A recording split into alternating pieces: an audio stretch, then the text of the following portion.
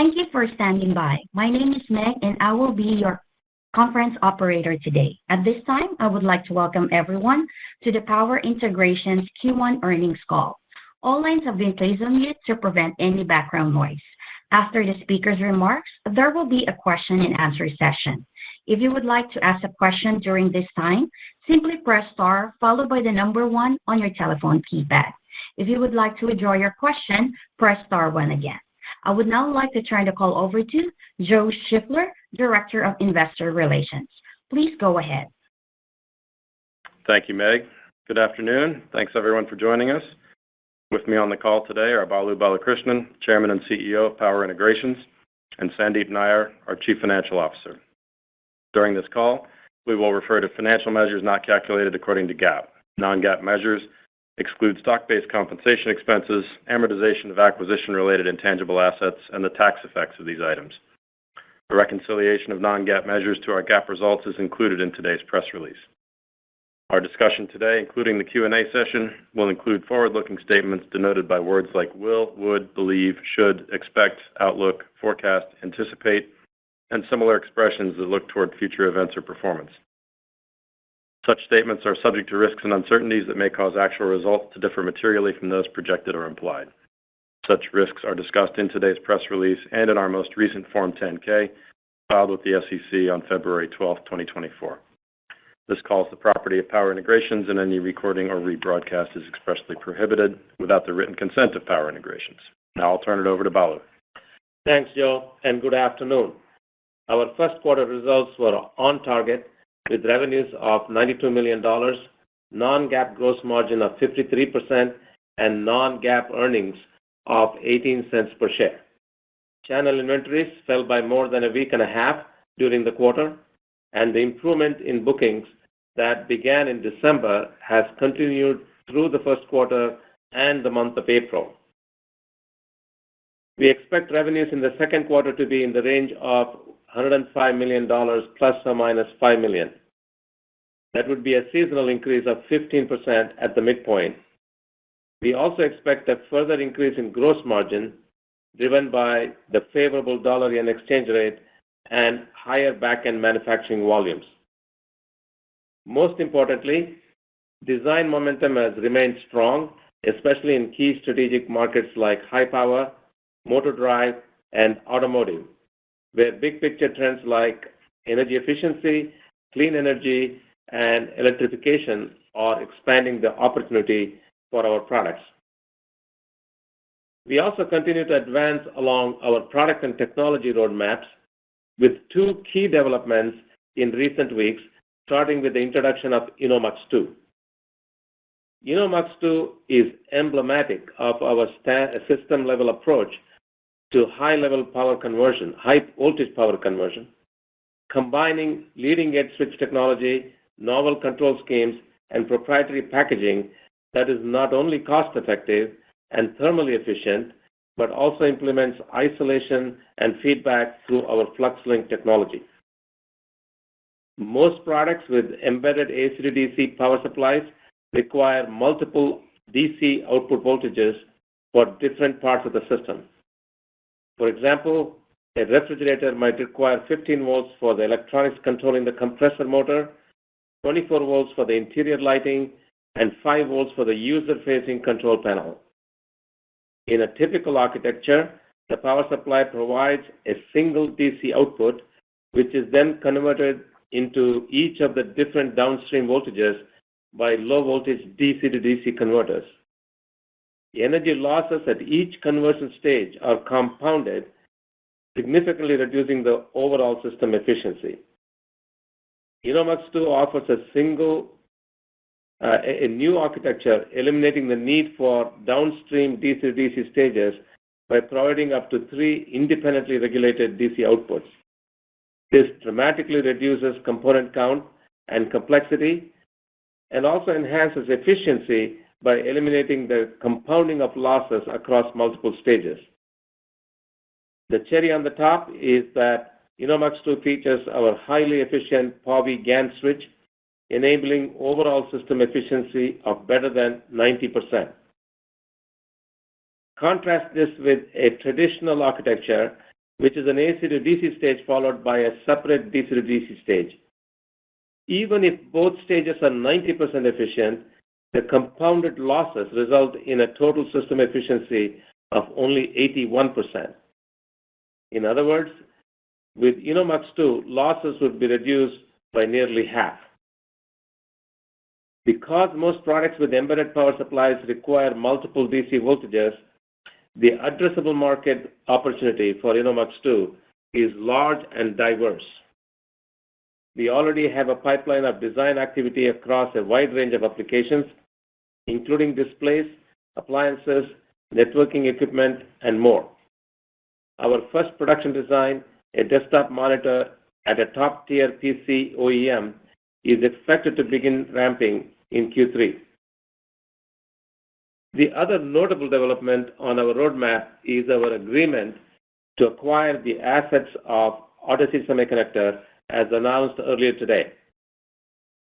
Odyssey is a developer of vertical GaN technology, which has higher current capability than lateral GaN devices and therefore has the potential to address much higher power levels. High current GaN has been on our development roadmap for some time, and we are bringing the Odyssey team on board to augment those efforts. Power Integrations has led the way in development of GaN technology for power conversion, starting with our 750-volt GaN in 2018, and we are advancing our technology along multiple fronts. One is cost, as we continue to drive our GaN towards a cost parity with silicon MOSFETs. Another is voltage, with introductions of 900-volt and 1250-volt GaN technology last year, and an even higher voltage technology coming soon. These higher voltages expand the opportunity for GaN in power supplies, and we are designing system-level products for applications such as data centers, comm equipment, and 800-volt EVs. The third vector of GaN development is current. Today's lateral GaN is the optimal switch technology for up to about 10 kilowatts, but does not support high enough current to deliver more power. High current technology is the next frontier in GaN development and will enable GaN to deliver hundreds of kilowatts of power. This would dramatically expand the competitive overlap between GaN and silicon carbide and make GaN a compelling alternative for applications like EV drivetrain inverters. While there are a number of significant technical challenges to solve before high current GaN becomes a market-ready technology, we are pleased with the progress we have made to date, and we are doubling down with the addition of Odyssey team. With that, I'll turn it over to Sandeep for a review of the financials. Thanks, Balu, and good afternoon. As usual, I will focus my remarks on the non-GAAP results, which are reconciled to GAAP in our press release. First quarter revenues were $92 million, slightly higher than the midpoint of our guidance, while non-GAAP earnings were 18 cents per diluted share, above the level implied in our guidance as we came in better on both gross margin and operating expenses. On a sequential basis, revenue was up 2%, with 3 of the 4 end market categories up versus the prior quarter. Consumer revenues increased more than 40%, partly reflecting seasonality in air conditioning, but more importantly, a much improved inventory picture at distributors and end customers in the appliance market. Channel inventory associated with the consumer market was slightly below normal entering the quarter and fell even further as the quarter progressed. The computer category was up more than 30% sequentially on new design ramps in notebooks and an uptick in tablets as a key end customer has largely worked through its excess inventory. The industrial category was up mid-single digits sequentially as seasonal softness in high power was offset by strength in metering application and improvement in broad-based industrial. The communication category was down more than 50% sequentially. The decline was partially driven by market dynamics, including share gains by Huawei at the expense of our customers, and some of the incremental share gain at Chinese OEMs during the pandemic shortages now reverting back to domestic suppliers. However, the decrease also reflects seasonality and continued inventory work downs, and we do expect a healthy recovery over the balance of the year as these transitory factors should be largely behind us. Revenue mix for the quarter was 41% consumer, 37% industrial, 11% communication, and 11% computer. Distribution inventory ended the quarter at 8.8 weeks, down more than a week and a half from the prior quarter, as sell-through exceeded sell-in by about $10 million. Non-GAAP gross margin for the first quarter was 53%, up 30 basis points from the prior quarter, as a more favorable end market mix was largely offset by the effects of low manufacturing volumes. I expect a further sequential improvement in Q2 as we convert more wafers to finished goods, and we recognize a further benefit from the favorable dollar-yen exchange rate, which affects the cost of wafers from our Japanese foundry partners. Non-GAAP operating expenses for the quarter were $41.2 million, up sequentially as expected, due mainly to seasonal factors such as resumption of FICA taxes. Other income of $3.5 million was up slightly from the prior quarter, reflecting higher returns on our investment portfolio. Non-GAAP earnings for the first quarter was 18 cents per diluted share. Diluted share count for the quarter was 57.1 million, down about 100,000 from the prior quarter, driven by share repurchases. We used $15 million for repurchases during the quarter, buying back 207,000 shares. $11 million remained on our repurchase authorization as of March 31st. The other primary uses of cash in the quarter was $11 million for dividends, with an additional $4 million for CapEx. Cash flow from operations for the quarter was $16 million. Inventory days were at 349 at quarter end, up 5 days from the prior quarter. We expect inventory days to begin declining in Q2, driven by the anticipated upturn in revenues. Turning to Q2 outlook, we expect revenues to be $105 million, plus or minus $5 million, a sequential increase of 15% at the midpoint. Non-GAAP gross margin should be between 53.5% and 54%, up 50 to 100 basis points sequentially. The puts and takes here will be the positive impacts from the favorable yen exchange rate and higher manufacturing utilization, offset by a less favorable mix as we anticipate a sequential rebound in the communication category. I expect full-year non-GAAP gross margin to be approximately 54%. Non-GAAP operating expenses should be between $44.5 and $45 million, driven by headcount growth as well as annual merit increases, which took effect early in the quarter. For the full year, I expect non-GAAP OpEx to be up roughly 7% versus the prior year, including the impact of Odyssey, which adds about $1.5 million of expenses in the second half of the year. Now, operator, let's begin the Q&A. Thank you. We will now begin the question and answer session. If you would like to ask a question, please press star 1 on your telephone keypad to raise your hand and join the queue.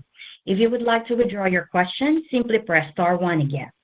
If you are called upon to ask your question and are listening via loudspeaker on your device, please pick up your handset and ensure that your phone is not on mute when asking your question. Your first question comes from the line of Christopher Rowland from Susquehanna International Group. Please go ahead. Hey, guys.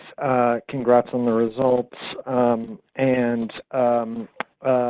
Just a quick clarification, Sandeep, did you say 54 for next quarter? And then Balu or Sandeep, either if you could talk about order trends in Q1, month of March, month of April, what end markets were affected or rebounded the most, and then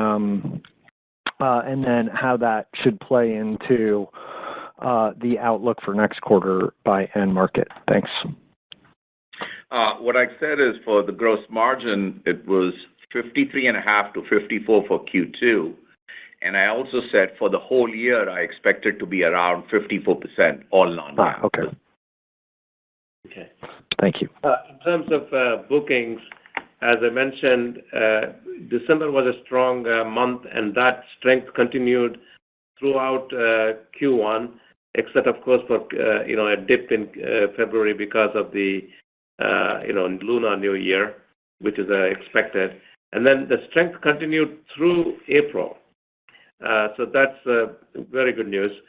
And in Q1, our book-to-bill was more than 1 for the first time in 1 year. So that's, again, a very good sign. In terms of where we saw the strength was, I would say the biggest is consumer, and then also a portion of the industrial also came back. The cell phones was weak. The communications was weak, primarily because there is still inventory correction going on, and also Q1 is a seasonally low quarter for us. We do expect the communications to come back strongly in Q2, now that the inventory issues gone away, and Q2 is also a seasonally stronger quarter for cell phones.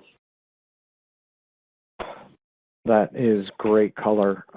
Thank you very much for that. And then I guess I need to know more about this Odyssey. How big do you think this market could be? How much are you investing here? Or are there synergies? How are you looking at it? And then just a quick one for Sandeep. Do you still think you lead the market by 1 quarter in terms of the cyclical recovery? Just curious. Thanks. Okay, let me answer the Odyssey question.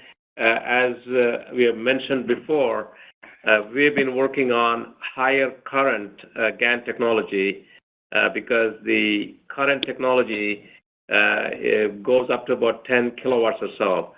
Beyond that, you really need to change the technology significantly to be able to handle much higher current levels.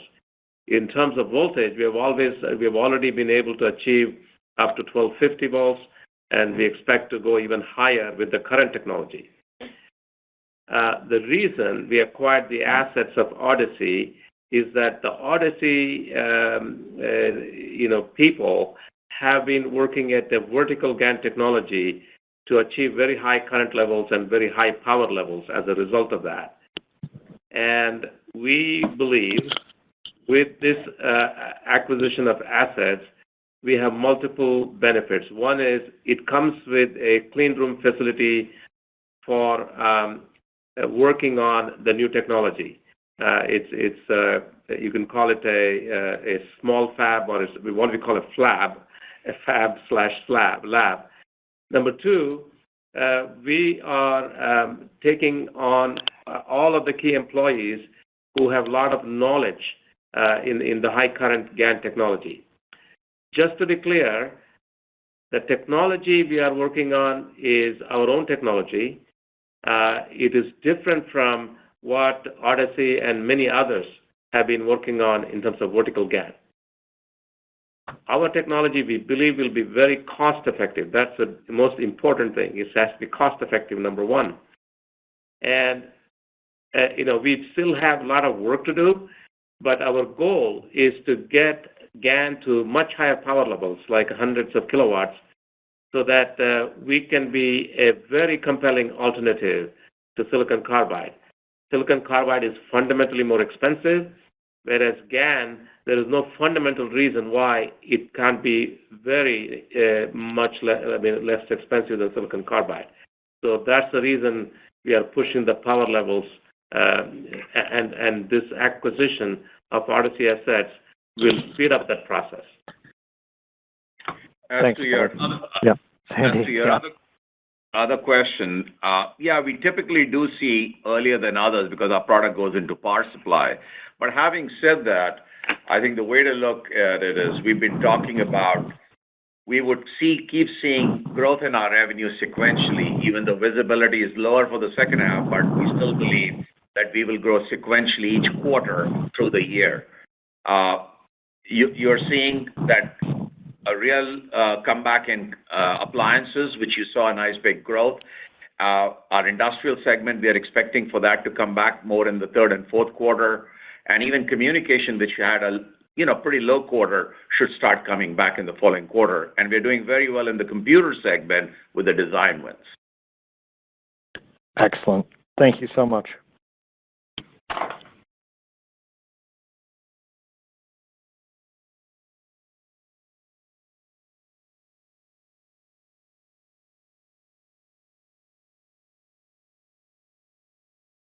Meg, could we have our next question, please?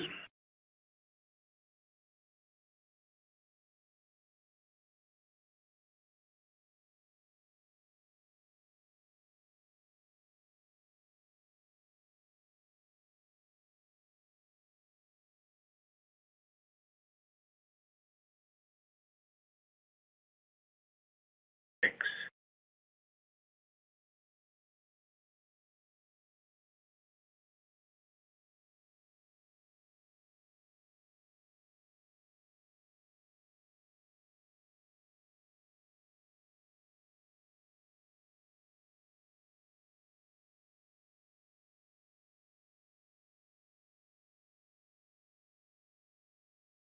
All right, folks. Sorry, we're trying to get reestablish contact with our operator here. Bear with us for 1 minute longer.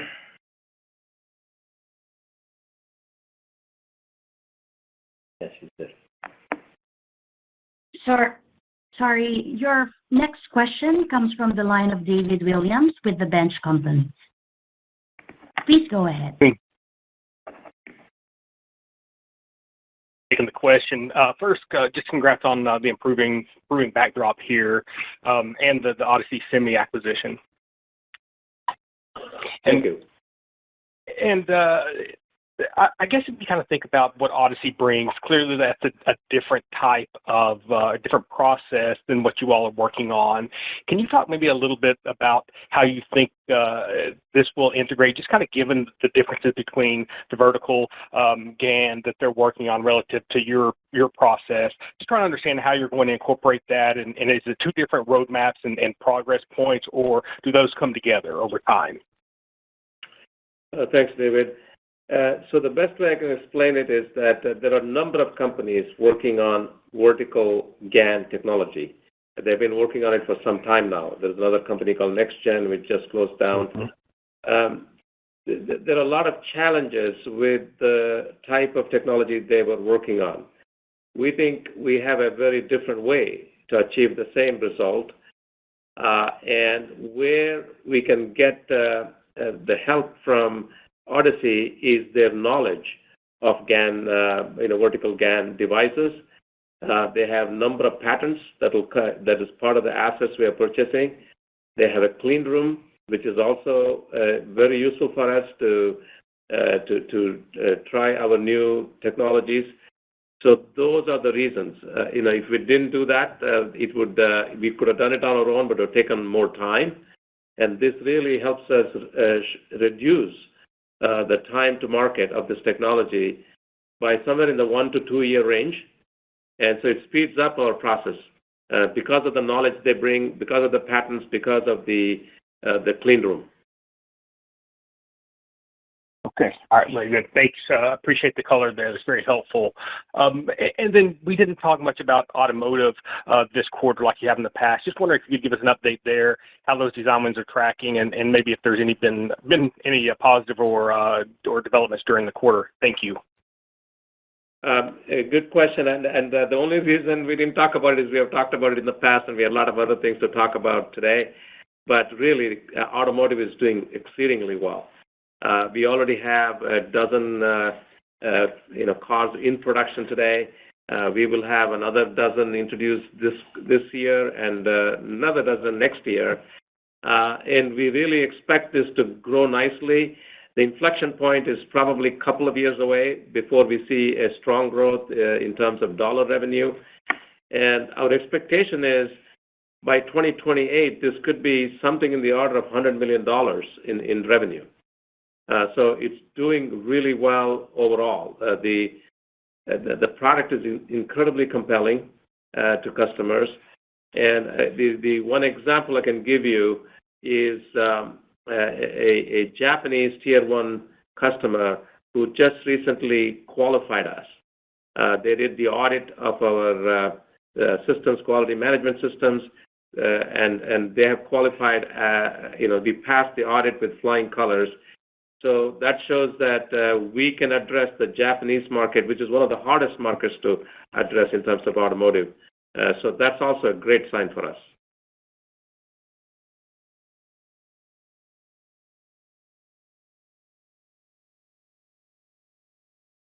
Thank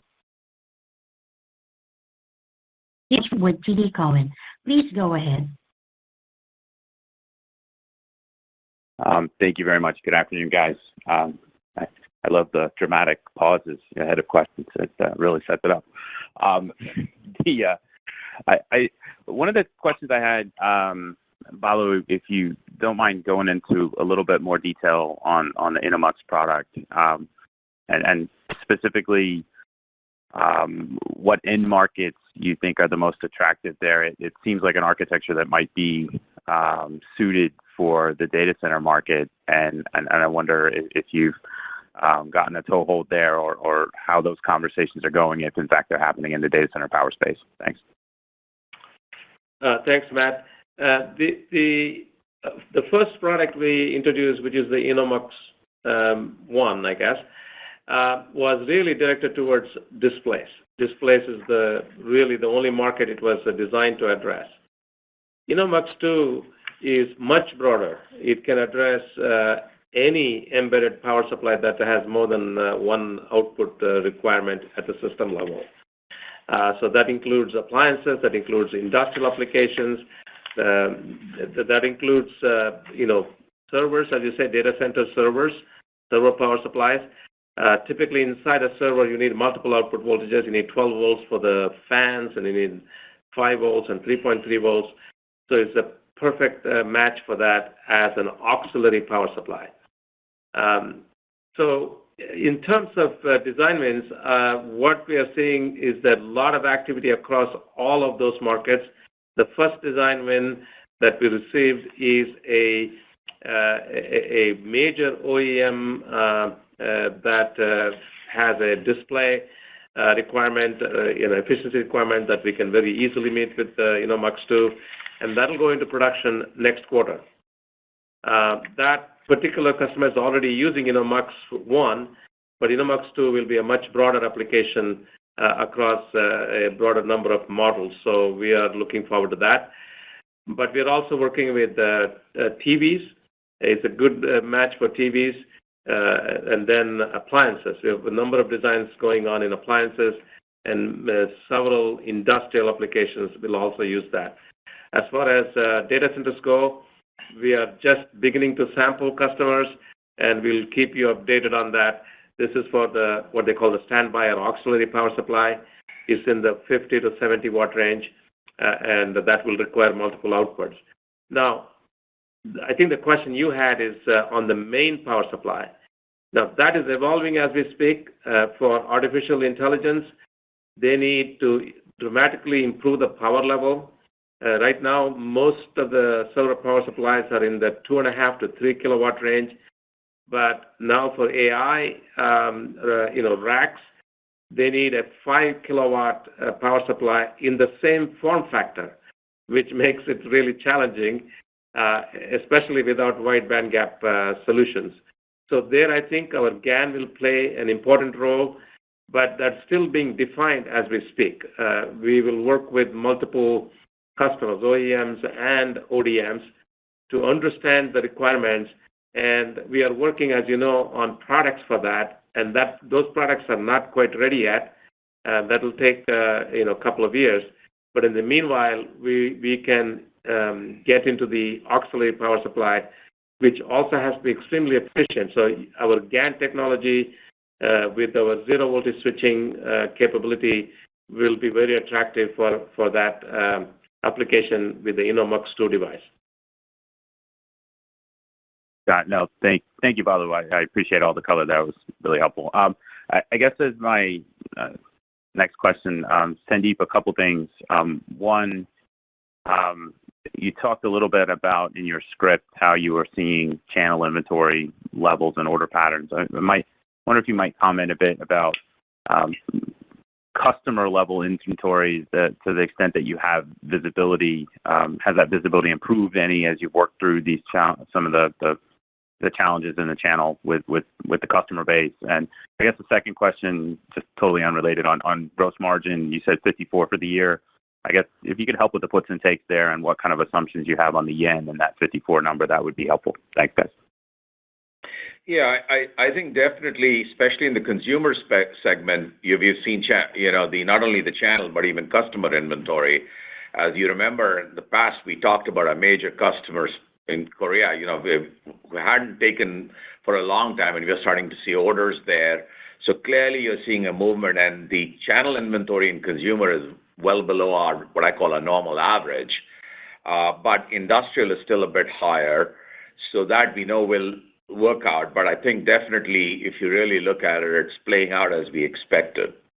As far as the gross margin, it's basically, as you will see, is you're going to see the yen is going to be, favorable. The volume increase for the back-end utilization is better as we go.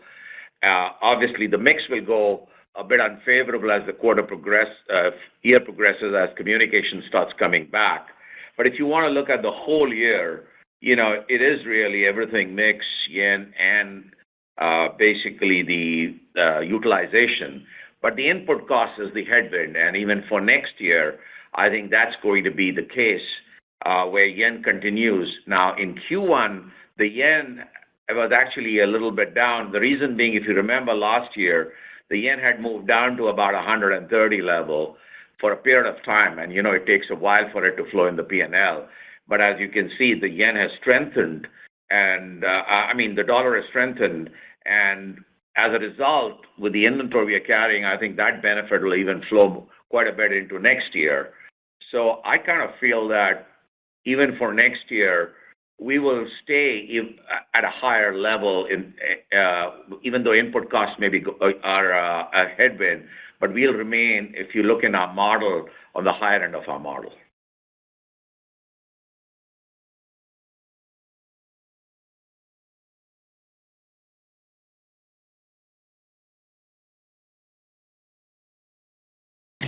Thank you. Your next question comes from the line of Tore Svanberg from Stifel. Please go ahead.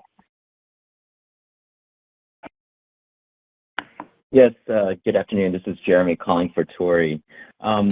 Just two things here. Maybe if we could just circle back on the InnoMux-2. It looks like a really fantastic product here. I was wondering, in terms of the DC to DC power conversion, it seems like you've had to develop some expertise there. Are there other areas where you want to take this, where it's maybe more standalone DC to DC conversion products, or is the AC to DC plus DC to DC market big enough near term to take up all your resources at this point? Thanks, Jeremy. Just to clarify, we don't actually implement DC to DC converters.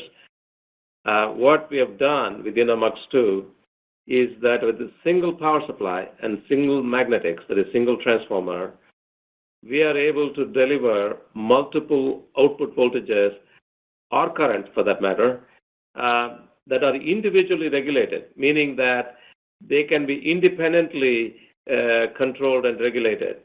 For example, one output could be an LED driver where the voltage can vary with the intensity of the LED and so on. But the rest of the outputs will not be impacted by that. And that's a unique topology we have developed. We have a number of patents on that. So it actually eliminates the DC to DC converters. So we don't build DC to DC converters. We just eliminate them because you don't need them anymore. So we are still focused on high voltage. It's still a single-stage high-voltage power supply. Now, This uses a flyback topology, which is useful up to several hundred watts.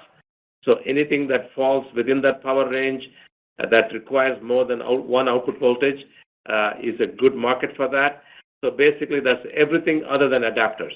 Adapters typically only have one output voltage, but literally everything else that's inside the product, whether it's a TV, monitor, appliance, or any industrial application, requires more than one output voltage.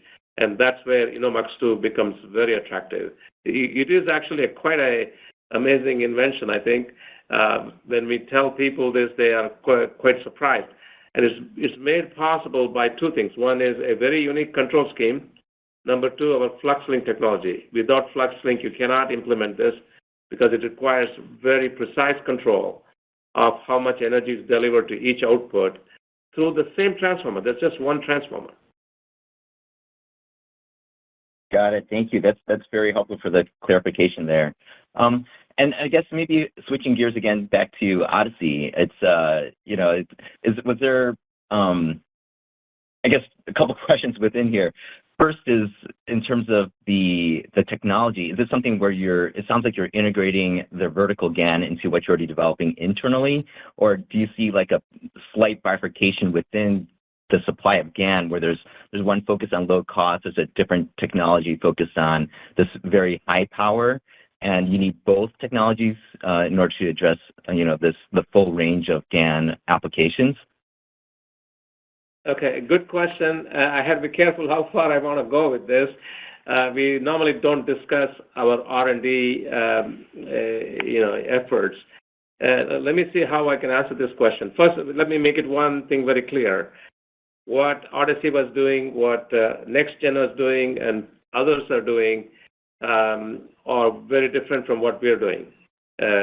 The reason to acquire Odyssey is to get the expertise, not their technology, but the expertise.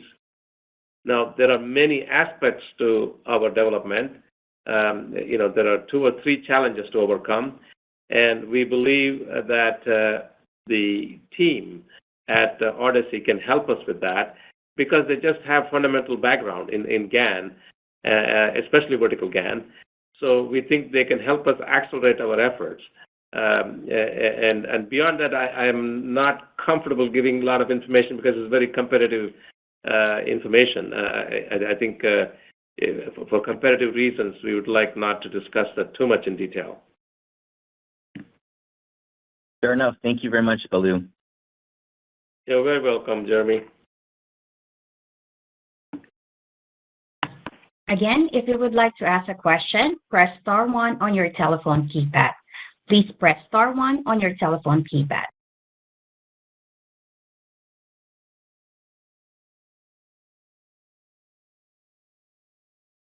All right. Well, it seems as if we have no further questions. So thanks, everyone, for listening. There will be a replay of this call available on our website, which is investors.power.com. Thanks again.